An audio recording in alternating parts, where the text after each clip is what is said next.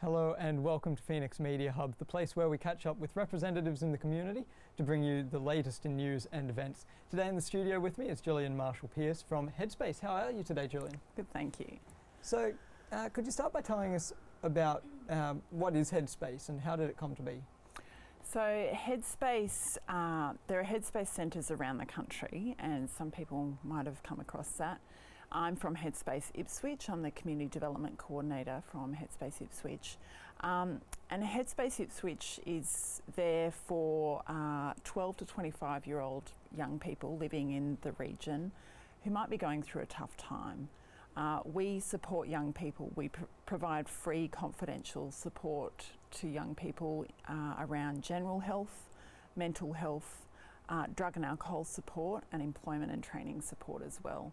So it's been developed as a kind of model for young people to easily access. They can refer themselves, and also obviously with the consent of the young person, other people can refer as well, like parents, carers, peers, teachers, etc. And it's kind of I don't want to use the term one-stop shop, but it's kind of supposed to be housing within the one space, dedicated kind of youth space for young people to have access that appropriate support.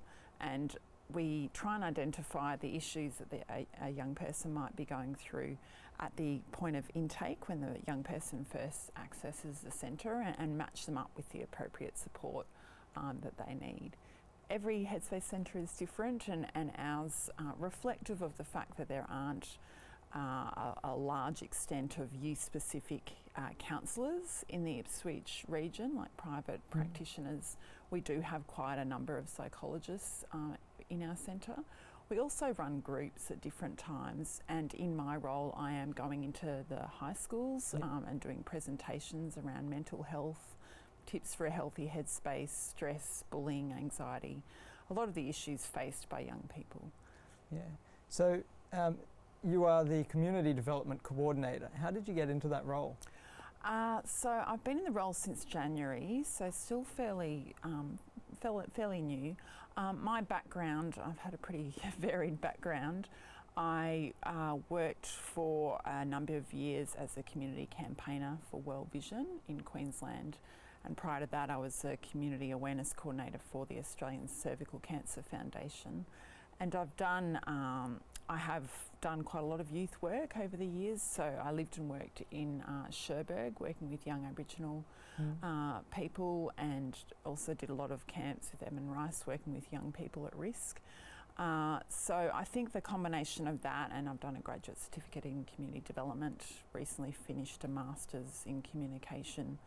So I think that combination of those kind of skills has brought me to this, and I'm really enjoying the opportunity to work with young people and also do the kind of community engagement work that I'm really passionate about. And getting to know the Ipswich region has been really great as well, and I've been out to USQ Springfield a couple of times.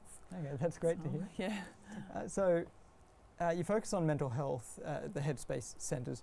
If young people aren't seeking help though, what can parents and friends do to help? Yeah, see, that's a really good question, and one thing that we've got that's unique to that other centres don't have is we've got our own personal trainer, and we've got a gym in our centre. So we recognise, particularly for young men, that because there is still a bit of a stigma in the community about seeking that help, if you're going through depression, anxiety, that kind of thing, it can be a kind of soft entry to actually come and have a free one-on-one personal training session. And they're actually, that young person is then just coming into the centre, they're connecting with the space, and then we can go from there. But in terms of your question about what to do, absolutely everything requires the young person's consent. We can't force a young person to come to the centre, and I've heard stories of young people who it takes them quite a while, and that's why we have Headspace. So Headspace is a great resource, particularly for people in kind of regional areas where actually physically even getting into a centre can be a bit of a challenge. So Headspace, people can live chat with questions, and even like parents and carers who are like, help me with my teenager, I need advice, to connect with psychologists and mental health professionals, and get support and even referrals where necessary. So they can do that live chat. They can also have a phone back service, so they might call and then be phoned back and have like over the phone conversations. There's one young woman who's in our every Headspace centre has a young people's advisory group because we're a youth specific service, so we need youth input into our centre, and one of the members of that group said that she used Headspace for close to a year before she actually physically presented at a centre. So every young person is different, but I think finding what works for you in terms of seeking that support, and I absolutely support the idea and encourage the idea of talking to friends and family, but sometimes I think particularly, with any challenges, but particularly say with mental health challenges, it can be really a good idea to speak to a professional.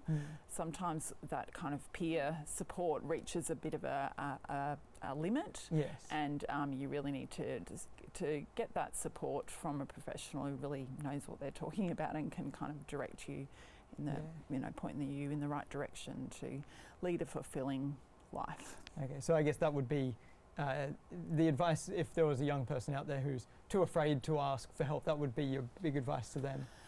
Yeah, I think for the young person to also recognise that, sometimes there might be that nervousness of, it's not that big a deal, it's not that big a problem, but we see young people with all sorts of issues and problems, and if it's affecting you and a big deal to you, there's absolutely no judgment there. Like, if you need that support, seek it. Like, don't be afraid to seek that support, because sometimes these things that can seem small can get bigger without kind of, if they don't access that help, it can get bigger, and to the point where it's like affecting their day-to-day life. Yep, absolutely. Well, thank you very much for coming in and talking to us today about this, and I hope that this talk will help some people come to Headspace if they need the help.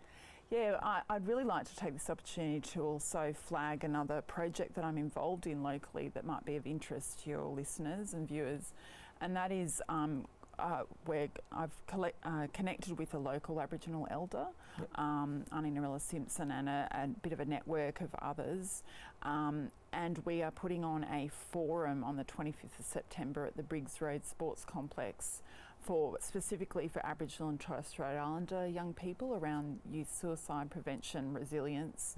That will be in the morning, and then in the afternoon there'll be a touch football carnival. More details to come. Find and like our Headspace Ipswich Facebook page for updates on that. But the population in this region, comparative to the rest of Queensland, the Aboriginal and Torres Strait Islander population is relatively high, and it's a very young population as well. So, and suicide has been a real issue in this community. So we think it's very timely to have an event around that. So really encourage people to spread the word about that and get involved and come along on the day. Yeah.